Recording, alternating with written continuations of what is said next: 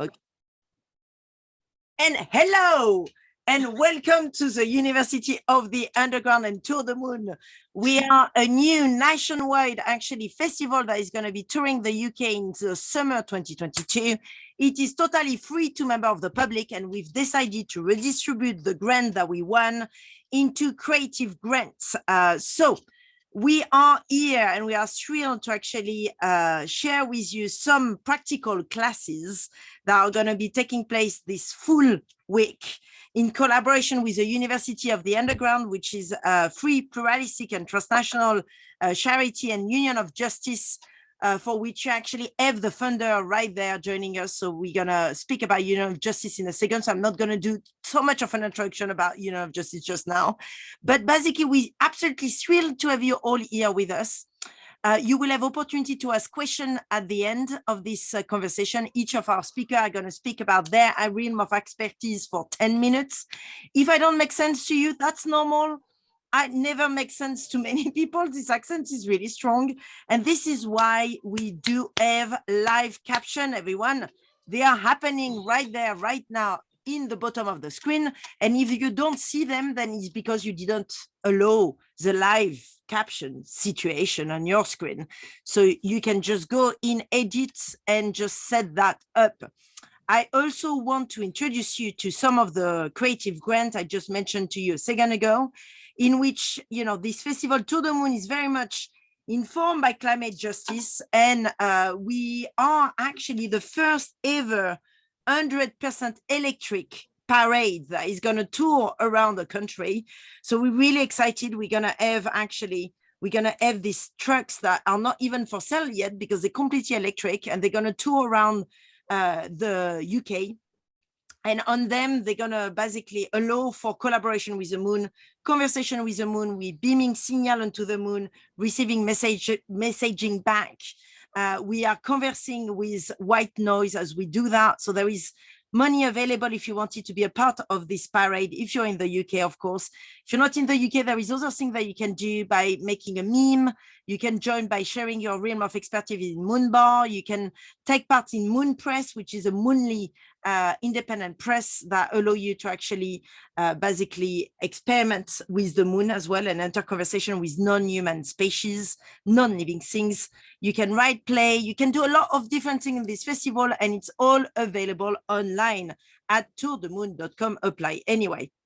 Having said that, I've done that bit, but today we are here to speak about one of the key themes of this festival, which is climate justice. And we thought the best people to actually speak about climate justice are actually the two people that we have invited today. And here we have Charlie Waterhouse. So I'm going to ask you actually, Charlie, to introduce yourself for anyone here that is listening or watching us that is visually impaired. Can you describe yourself just physically? What do you look like, Charlie? Yeah, I can. Hello, everyone. I'm Charlie. I'm in a fairly chaotic small room in Brixton in South London. I've got kind of rather untidy hair that goes just below my shoulders, and I'm wearing a black and grey stripy jumper, all of which makes me much more attractive than I actually am. Nice to see you. Amazing introduction, Charlie. And Magid, can you introduce yourself? Yes, good evening, everyone. My name is Magid. I am wearing a grey hoodie. I'm a black male wearing glasses and a cat facing forward. Brilliant. And you're also an MMA fighter, as it happens, and a politician. Yes. That's not something that we can see on the screen. I mean, we can see that you do have some good strong shapes.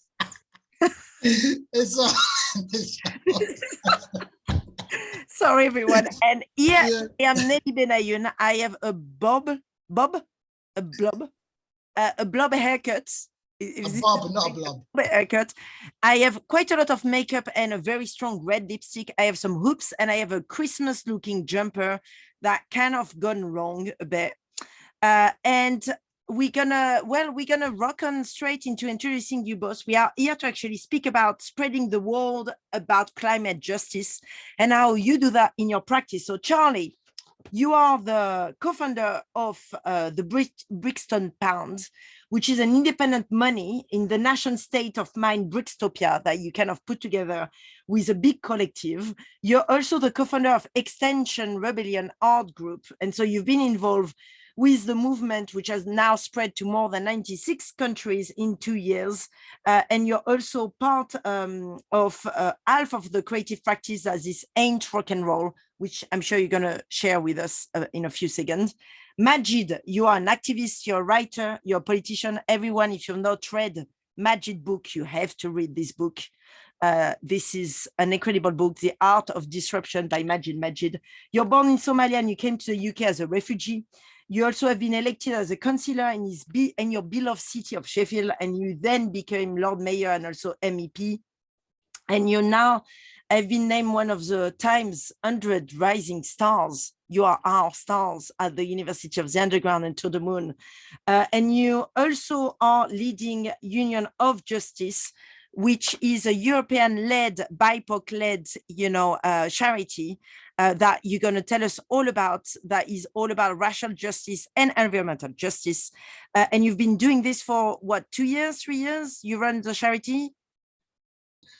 Couple of months, started March this year. But here we go. Fresh out of the can. This is exciting. And you've been the head of program as well at the University of the Underground. And full disclosure, you're one of the director of To the Moon as well. And I am as well. And Charlie, well, you might want some stake in this as well. You might want to buy the who knows? Anyway, so how do we spread message about climate justice, you two? She's going first. You're going first, Magid? Yeah, I don't mind going first. Now you'll have to kind of just keep me on track just because I know 10 minutes is very, very short. We've already spoken for 10 minutes. But anyway, welcome. Hello, everyone. My name is Magid. Founder director of Union of Justice. We're a European independent people of color-led organization that dedicates to racial justice and climate justice. So we're a team made up of community activists, researchers, artists, and elected representatives from across Europe, all working towards building a Europe and a world that is actually more equitable, just, and sustainable. And there's 3 pillars in what we do. So the first one is empower, where we're currently building a vibrant people of color network across Europe, where we kind of help facilitate training so those most affected are equipped with the skills and knowledge to bring about change in their own communities. Second pillar is influence, as we kind of point on our website that we are not a neutral organization, so we will openly and proudly advocate for positions and policies that in any way promote racial equality and climate justice. And thirdly, change. So we kind of campaign for radical change, as that's the heart of what we do. So it's, as we say, the source of engagement with the public and the gel of connecting each of our operations, from local campaigns within specific regions to campaigning to aiming shifting policy within the European Union, specifically looking at the European Green Deal. So, and what I'm going to basically just very briefly just touch upon the kind of main core kind of theme of what we do at Union of Justice is to look at the intersection of climate and race. And then I'll basically go into kind of some practical tips on how we can all really kind of spread the message, but also how we can all actively be active participants and active agents in that. So the reality is that there is a clear and crucial connection between both climate and race. We can't talk about the climate crisis without also recognizing that it is also an inequality and race issue. Like the effects of the climate crisis everywhere are, massively unequal and unfair. It was created by the privileged few, mainly by us living in the global north, but it is sadly hitting ethnic minorities and marginalized communities the hardest here in Europe, as well as mainly in the global south. And honestly, without some sort of radical and rapid change, of course, like this unjust trend really kind of adds itself to all the other profound historical injustices that Black and brown people and communities across our country, continent, and world kind of currently face. So specifically in the UK, we've got marginalized communities are overly exposed to and situated mainly in polluted environments that significantly impact their health and well-being. For instance, in the UK, research has shown that Black communities in London are more likely to be situated in areas of high pollution due to hindering socioeconomic systems that encourage the high proportion of Black residents situated in toxic environments, which are also called so-called hotspots. Marginalized communities across the country carry an additional, shall we say, financial burden due to the associated health costs that come along with that. And just give you one kind of case study, sad example, is the tragic death of Ella Kissa Debris, who at the age of 9 years old from South London actually died from air pollution. And that's just one example of how poor communities, which frequently are also ethnic minorities and often concentrated around main roads in major cities, suffer the consequences of decisions made by people who are often, have absolutely no idea of their plights. Like they have the dirtiest industries in their backyards. Many of their children have asthma as a result. And just to kind of give you some examples from different parts of the world, and indigenous Black and brown communities around the world are, more vulnerable, shall we say, to air pollution because of racism that sees them commonly located near belching factories, smog-filled highways, exploding pipelines, and other extractive infrastructure. You have indigenous communities being systematically actually displaced in the name of conservation, believe it or not. You've even got corporations paying militia to repress and even murder environmental protests by Black and brown people. And you just need to look at the example of the abuses that Shell have done in Nigeria. So they're just kind of some of the very brief examples in terms of the intersection of climate and race. Just to kind of go into some of the practicals of how we can all, what we can all individually do, because I know these sessions are all kind of more practical focused. So I think firstly what I'd kind of start with is it's important for all of us to kind of really educate ourselves, especially if you're not Black. One of the most important things that you can do right now is to learn something about the situation, read up on why people are protesting, why Black and brown communities and people are disproportionately affected, and more importantly, how you can actually be a part of that change. Because, racism is real, being non-racist is in all honesty not enough. We all have to actively be anti-racist, which means actively fighting against racism rather than being passively sympathetic towards it. And the second thing we can all do, which is a bit ambitious, I'll be honest with you, is if we could all kind of campaign and change our education system. So, for example, if we could all campaign to make the realities of European imperialism and colonialism and systematic racism a compulsory part of the school curriculum. I'm sure many people do know, but if you don't know, there is a lot, shall we say, that is omitted from Britain's history, from Europe's history, and by excluding the evils of British and European imperialism, along with how members of migrants and African diaspora have contributed to our country and Europe. Young people, everyone, we really kind of get robbed of understanding how colonialist ideology was implemented to begin with, and most importantly, how this actually contributes to the unfair systems of power at the foundation of our modern society. The third thing is really kind of addressing the intersections of inequality, because to truly tackle structural racism, we have to kind of recognize the intersectional dimensions of racism. This means recognizing that in some situations, a person can be discriminated against on a combination of grounds that interact and are impossible to really untangle and to disassociate. Therefore, it kind of creates a specific kind of experience of discrimination. And I know that, yes, in the UK and other parts of the world in Europe, we do have kind of laws that kind of protect minority groups and people. But if we're really honest about it, as much as those laws are there and that are present, which are good, we can't legislate love, we can't legislate compassion, and we definitely can't legislate empathy. That's why education really plays an integral role of how we can all kind of be active participants. Other things I just upon is we can all be political. I know we've all, especially if you're 18 years and above, we can all vote. This is a great opportunity to vote for someone or a political party that really represents our views, that is kind of good on tackling the environment and climate. So that's one thing we can all do, kind of really make sure that we go to the ballot, we actually vote, whether that be in local elections and national elections or whatever. And even election can be whatever kind of elections you see, it's important for we all kind of really participate. And in that, other things we can do is kind of really help raise climate ambition and awareness by being creative, use whatever God-given talents that you guys have. If you're a painter, maybe you can paint your city or town with climate art, start a sustainable clothing line, make music, create games, even even bake. Like there's so many creative things that you could do in terms of really trying to get the message out there. Even like, I would also kind of really encourage people just to have climate conversations. By that, what I mean is like, solving climate change really requires us all to, in some way, kind of work together. Like we can't do it without finding some sort of common ground with those who may not necessarily share our perspective. And since people, you know, often trust their peers, their family members and loved ones more than actually trusted experts, scientists and environmental organizations, it's important for us to kind of have those conversations. Even if they are difficult conversations, I'm in favor of having difficult conversations wherever possible. And another thing that we can all do is really kind of just make sure that we invest in renewables and kind of divest from any fossil fuels. Like even if we can't all install solar panels or wind turbines, we can all still be part of the clean energy economy. So what you could do is like search online for local renewable energy cooperatives you can join.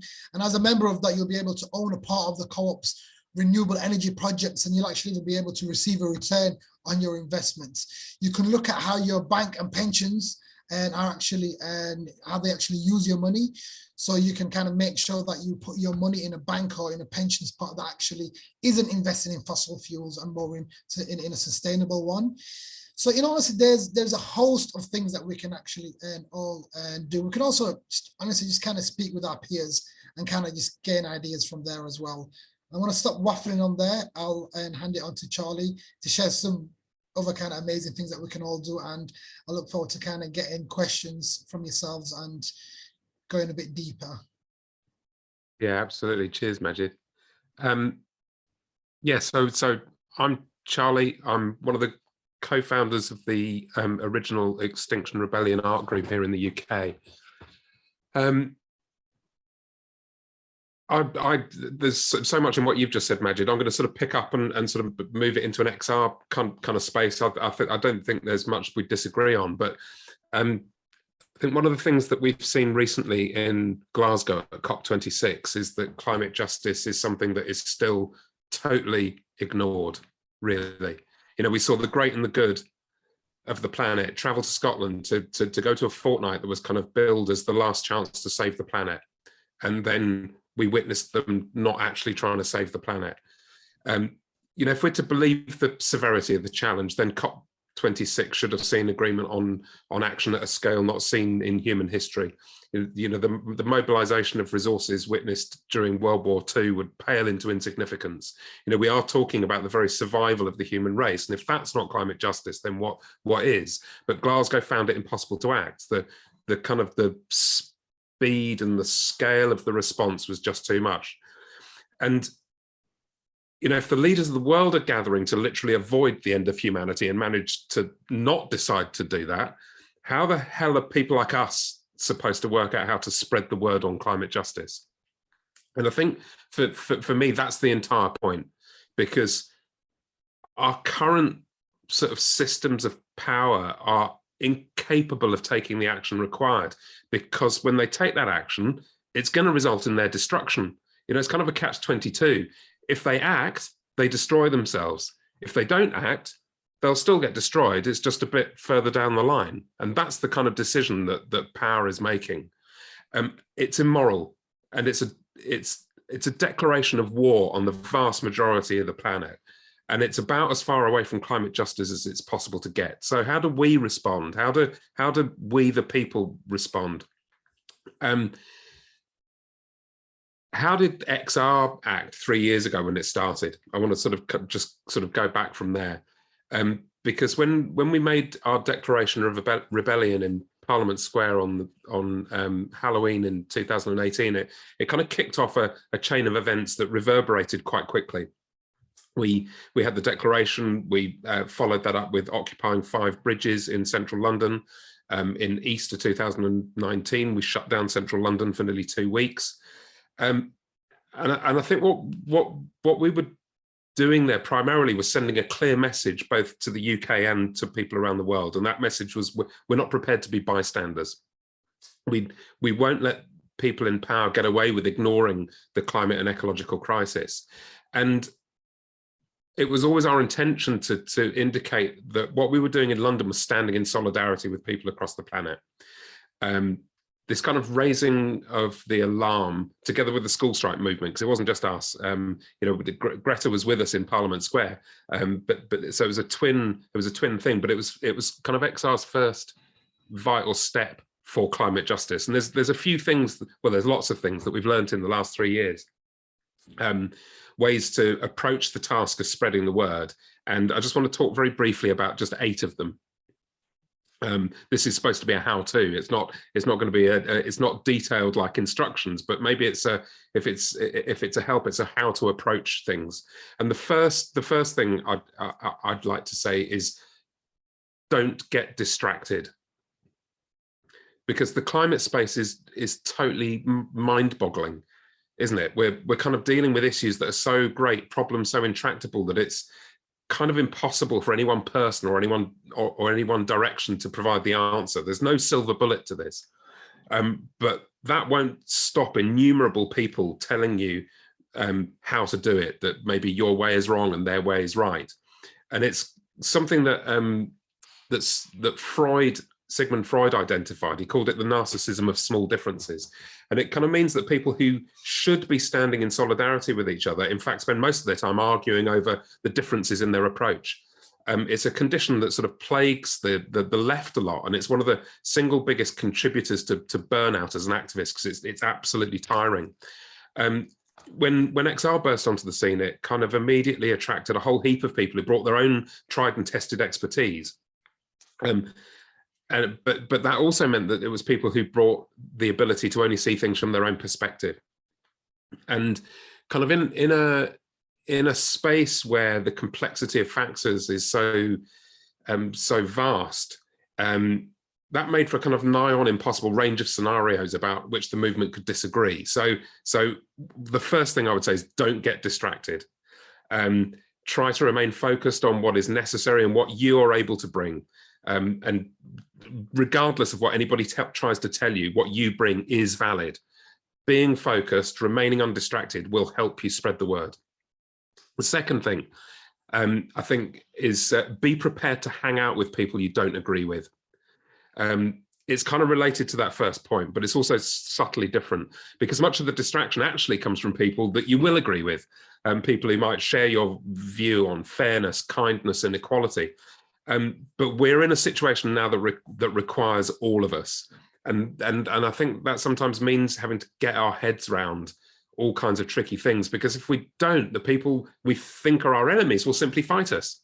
Now, I'm not a mad loved up hippie kind of saying that we should all go and hug the CEO of Shell, but I do think we have to get beyond the sort of traditional political divides, because that's not got us to a very good place so far. So talking to people outside your bubble will absolutely help spread the word. The third thing, I think, is to be aware of the urgency of the context we find ourselves in. Because, to sort of put it another way, how long do we actually think we have to deliver climate justice? I was talking to somebody last night, and he was saying that one of the XR co-founders, and he was saying that he'd been talking to committed vegan activists recently who'd been putting together a 20-year plan to move the planet over to veganism. And it's 20 years. The reality is that we don't have 20 years to put plans into place. So whatever our definitions of climate justice are, we've got to work at speed, and we've got to accept that our focus might not be the most urgent focus. So we have to deal with impossible dilemmas. And the longer we take, the smaller the window for climate justice becomes. So realizing the urgency with which we need to work will absolutely help us spread the word. Number 4, don't under any circumstances do this work alone. It's too hard. There are too many wormholes. It's too emotionally draining and damaging. So find your gang. Find the people who nourish you and give you space. Find the people who bring different perspectives or skill to the work, because it helps balance, it helps sort of level things out. Find people who understand that you need to get some headspace. Find people who aren't judgmental, who are kind, who make you laugh. It's totally important that you laugh while you're doing this work. If you have your gang, you will be so much better equipped to avoid that burnout, and you'll be better able to spread the word. The fifth thing is actually do something, which sounds like stating the bleeding obvious, but it's really important. When XR started, we often repeated the kind of refrain, when hope dies, action begins, which kind of at first seems like a bit of a contradiction, but hope can be really debilitating sometimes. Hope that someone will come and sort it out. Hope that someone will come and rescue us. Hope that it won't be as bad as all that. And it can often be the enemy of action. I feel hopeful can so easily be a way to sort of justify inaction to ourselves. And it can be one of the best ways to kind of bullshit ourselves. It can sort of promise something yet to be delivered. We hope things might improve. We hope for security, hope for advancement. So I think we should kill hope. For once we do, then we're compelled to act. Now, there are plenty of voices out there who'll say, but that's defeatist, it's doomist, miserable behavior simply puts people off. And it's a logical kind of viewpoint, but people repeatedly told us at the start that you can't talk about death, you can't talk about collapse because people will simply switch off. But that's just not true. In 18 months, XR spread to 96 countries, like Nelly said. I think it's probably in excess of 100 now. I mean, every day you see a new thing. I saw an amazing picture from XR Sudan today for the first time today. There's a bloke, Yancey Strickler, who founded Kickstarter. He calls XR the most successful startup in history. If that's what comes from being a miserabilist doommonger, then bring it on. Talking of death and destruction and existential dread can work. But most importantly, whatever it is that drives you, use that to do something, because that will help you spread the word. One of the most practical things that we did was to do with the creativity and the design around XR. And from the start, and this is the next point, is prepare for success. We spent a lot of time thinking about what the movement needed to look like. How could design cope with a variety of people and opinions? How could it communicate its presence whilst at the same time looking unlike any other environmental movement? So, that's why we have flags that flutter above the heads of protesters, a symbol that can be scrawled or sprayed. We kind of look sometimes like an army on the march, and we sort of have purpose. The colours are diverse. They're not just green, but pinks and oranges and purples. The illustrations of bones and skulls allow us to talk about really difficult subjects. And so from the start, we designed that graphic presence, imagining what it might be like if we were successful. And then the crucial part of that approach was to give everything away as soon as possible. So we kept the rules minimal. We have a symbol, type marks and colors, and we built a typeface, and we gave it away in a PDF download. And I think within 2 months, it had been downloaded about 7,000 times around the world. It's now up to about 12,000 times. And we don't know who's got it, who uses it. But what we did see was that all of a sudden, all over the place, first in sort of Europe, in Holland and Germany, and then in Australia, and then the States, and then in places like it turned up in the occupied territories in Gaza, in Rwanda, in Mexico, in Indonesia. All of a sudden, these graphic representations popped up that kind of showed us that this movement was spreading around. And what that kind of did was, even though this was small numbers of people, it sent this message out to everybody that this was ordinary people being united by a common cause. And that was an amazing feeling for everybody, whether you're in the northern majority or the minority or the southern majority world. It let you know that you were not doing this work on your own. So giving your work away will help you spread the word. But even as we prepared for success, the other thing that was kind of crucial was also being ready to fail as well. Because for all the kind of study and analysis, the ideology and strategy, or with all the people looking into the science or the engineering, no one's done this before, right? Nobody, despite what people will line up to tell you, nobody knows how this pans out. The challenges we face are so immense. We don't know what success looks like. People will say, oh, we know what to do, but it's not happening at the moment. So we don't know what to do yet. So at best, what we're doing is running simultaneous experiments, constantly learning, evaluating. So to do that, we've got to be ready to fail, because if we're not, then we run the risk of pursuing dead-end approaches, or applying kind of solutions that aren't fit for purpose. So being prepared to fail, I think, frees you. It frees us from being detached to outcomes, which means that we can be more ambitious, actually, because we can shoot for the moon as opposed to just incremental change. And that means we can take bolder strides that will ultimately help us spread the word. And then the last point, which sort of comes back to a lot of the stuff that Magid was saying, is be creative. Allow imagination to guide how you're doing things differently. Channel Buckminster Fuller, who said, you never change things by fighting the existing reality. To change something, you build a new model that makes the existing model obsolete. Channel Ursula Le Guin, who said, the exercise of imagination is dangerous to those who profit from the way things are, because it has the power to show that the way things are is not permanent, not universal, not necessary. Channel David Graeber, who said the ultimate hidden truth of the world is something that we make and could just as easily make differently. And what I always try and remember is what the artist and sort of poet and prophet William Blake believed, which is that which is now proven was once only imagined. And I think that, above all, helps us spread the word on climate justice.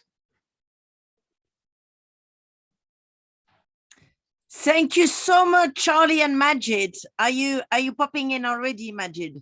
You're already going to interact. Yes.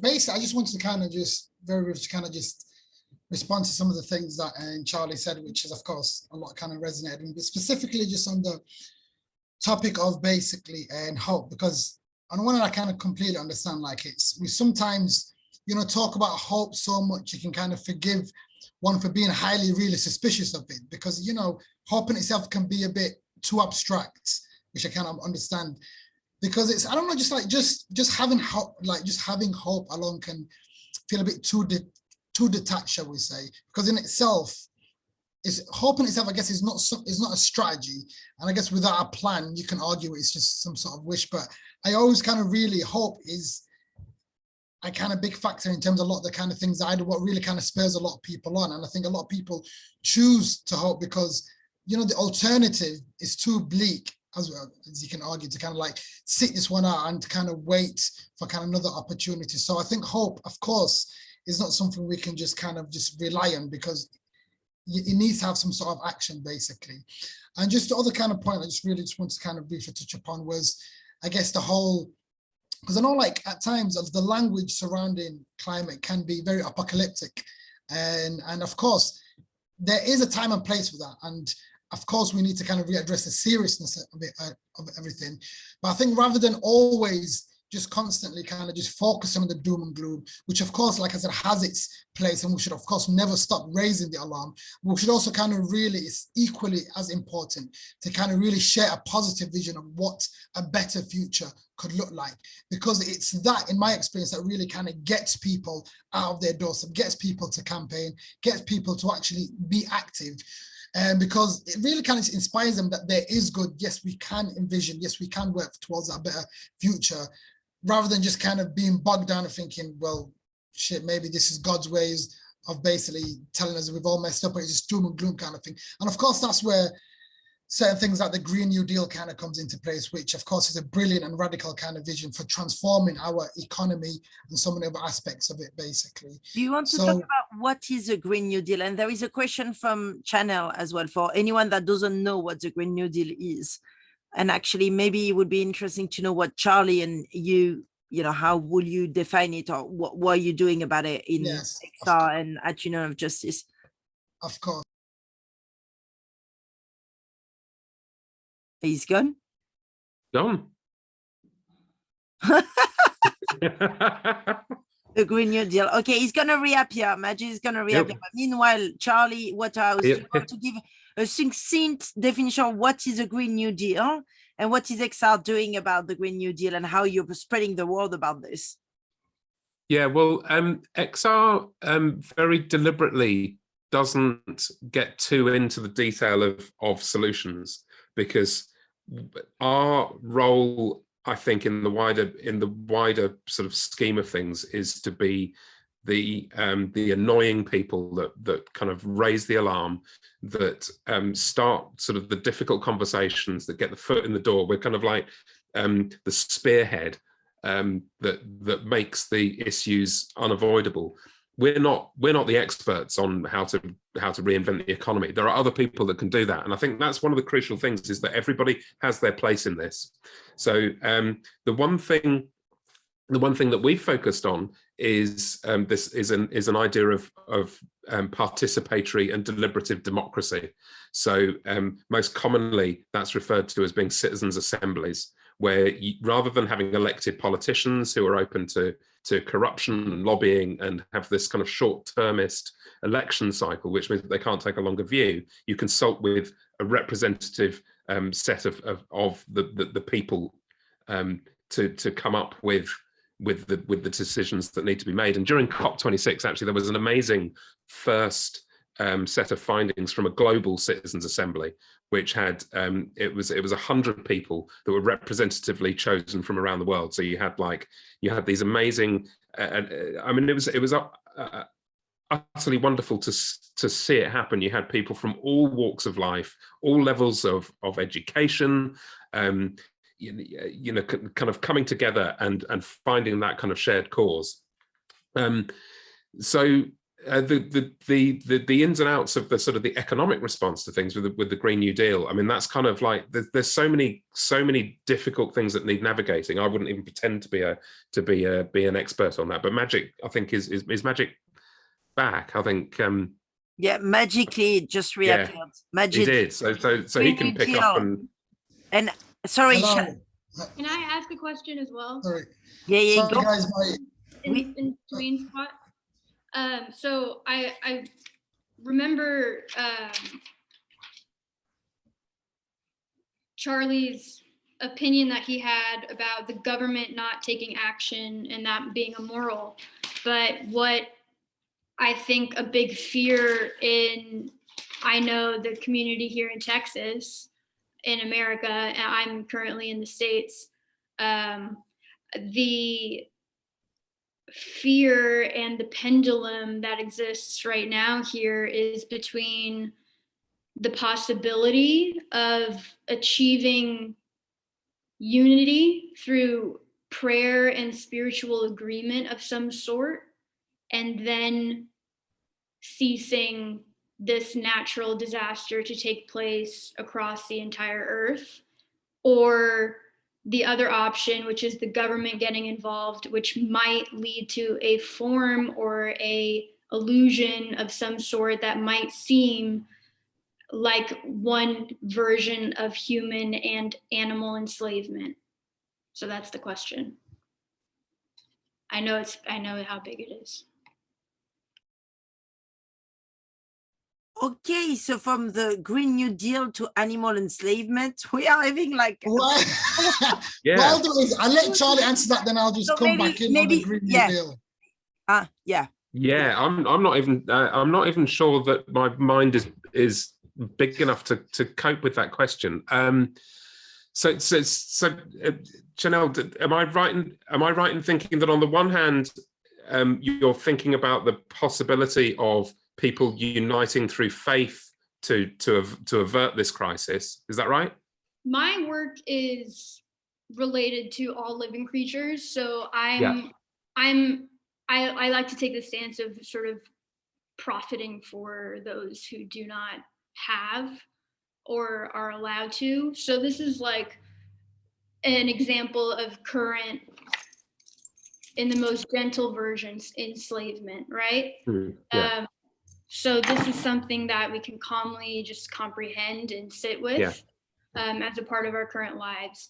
And when we take it to a measure where we tell people you cannot eat food because it's killing all of us, that will also be killing all of us. And so if there is not, if once it becomes some sort of, this is like the big challenge that I struggle with in my work, and this is what keeps me from making anything, because I just get so like angry about these problems, and that's why this was so important. As soon as I saw it, I wanted to talk to you guys about this. But the biggest issue that I struggle with is understanding how man's authority over a comprehensible universe dictates the resolution of the only planet of life that we possibly know about. Okay. Right? Yeah. I get that.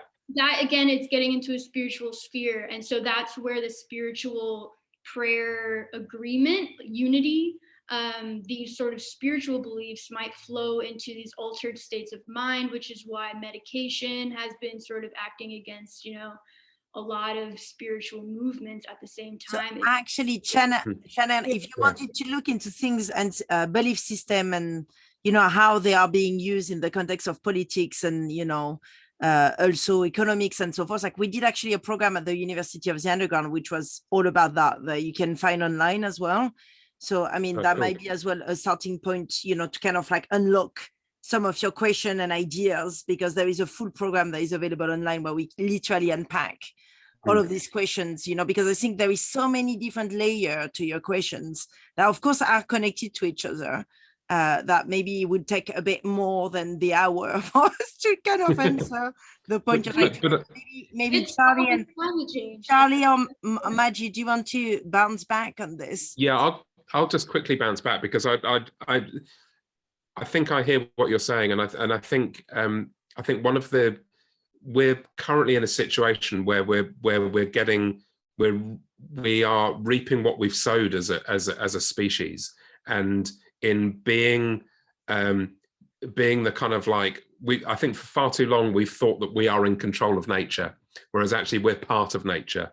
And I think the sooner we realize that, and realize that we have to live in sort of harmony with other non-human beings, and also the plants and the biosphere, that we're part of that. That's what we need to learn. And where it moves into a kind of spiritual place, it's about how the hell we understand that our job is to be in service to the greater needs of the planet. And I think that's the battle that we need to kind of be engaged in. And at the moment, this is a personal view, at the moment, I don't think the institutions, the governments, the industry, the kind of the societal setups, then they're not built to cope with that. So it's a really, really difficult thing that we need to unpack and sort of navigate. Yeah. But like Nelly said, that's a question that needs another 2 hours at these sessions. Magid, do you want to pick that one up, or do you want to pick the one of just to kind of briefly just touch upon the Green New Deal. I don't know if somebody asked it. So the Green New Deal is basically a policy plan. It's a set of 5 principles that are there to kind of guide a policy plan that will fundamentally restructure, should we say, the economy. And the kind of 5 principles look very differently in different countries, because not every countries are kind of looking to do their own kind of Green New Deal. So the 5 kind of core principles of a Green New Deal is decarbonizing the UK or the country, whatever country you're based in, and creating secure jobs, transforming the economy, protecting and restoring wildlife, and promoting global justice. But the thing is, of course, in the UK, we can have the best Green New Deal, like Europe can have the best European Green New Deal, but without having a global perspective and a global approach to it, it's just not going to work in terms of what we really need to do to kind of so-called kind of save the planet. So that's why we need a global Green New Deal, and there is an actual campaign and initiative called the Global Green New Deal that kind of really looks at this, and it kind of really combines science and justice, and it's a really ambitious way to kind of like looking at how we can transition into a more kind of socially aware kind of just society, which kind of like has got like more of like a fair approach to how things are governed. So at the moment we've got like when rich countries are kind of really the ones who are kind of exploited, and a lot of kind of countries in the global south, what it kind of calls for is to kind of have some sort of like really just balance between the two. That's why myself and many other kind of people are really kind of calling for a climate reparations. And of course, climate reparations can look very differently. And of course, it's many even countries in global south want different things from a climate reparations. But one of the kind of good first steps that we're kind of campaigning for, and an essential step, is actually towards repairing the historical injustices and that's actually occurred. So one way we can actually do that is by engaging in a wide-ranging program of debt cancellation towards developing countries in the global south. So to at least, break one link in that long history of extractive exploitation that we've basically been seeing for a long time. Yeah, I think the issues around debt are crucial, aren't they, Magid? That's one of the really easy things. Well, one of the simple things that can be done that can be kind of equitable across all different walks of life. Yeah, totally agree. We need to unlock funds and resources to developing countries, especially those who are affected by centuries of colonial rule and the legacies of extraction and exploitation that is not only left behind, that are still currently existing as we speak today. So it's just one thing. And moving to the moon too. Yeah, and the moon as well. Nelly's got ambitions of colonizing the moon. Decolonizing the moon. Decolonizing. I mean, what the hell? Sorry, decolonizing the moon. Do we have Enda? Enda has got a question actually. Is Enda there? Enda, do you want to ask? Just a quick question. Once we do the questions, are we still doing the breakout rooms? Because I'm just aware we've got 12 minutes. Yeah. Okay, sorry. Well, you want to get a breakout room now? No. Just you're the lead, so you can decide. We just have an Enda question. Enda, do you want to ask your question? Yeah, sure. I'm here, and I'd like to keep my camera off if that's okay. Yeah, so my question was, have you guys heard of solar punk? And if yes, what are your thoughts on it and the general use of sci-fi as activism? So if you haven't heard of solar punk, it's sort of like an aesthetic movement. It's mostly based in architecture and like gardening and self-sufficiency. And it's an aesthetics first movement, but I've sort of been fascinated with the way that it approaches the problem and taking it as something very positive, and that's something you guys were talking about, like positive versus negative approaches. And and I'm just curious if you guys have heard of it, and if you have, what you think of it. I've never heard of it. I'm just Googling it now, basically. So it's a genre. It's very aspirational. Yeah, it's a genre art movement that envisions how the future might look if humanity succeeded in solving major contemporary challenges with an emphasis on sustainability, climate change, and pollution. Sounds great. Like I said, very ambitious. I've never heard of it. Have you come across it, Charlie, in your art world? I mean, I have, but not in that much detail. But I'm a massive fan of science fiction's ability to talk about these kind of issues. I mentioned her earlier. Ursula Le Guin is the master of this. Her books. The Dispossessed, the word for world is forest. I mean, there are lots of books, but they're all dealing with future scenarios for the Earth more often than not in an environmental sense. And I think the ability of science fiction to be able to look at what an alternative future might be is amazing, because when we're freed from the normal constraints of what's practical and what's believable, then you can start to unpick different things. The other piece of science fiction, which is less speculative, that came out recently, which is also very good and I highly recommend, is The Ministry for the Future, written by Kim Stanley Robinson.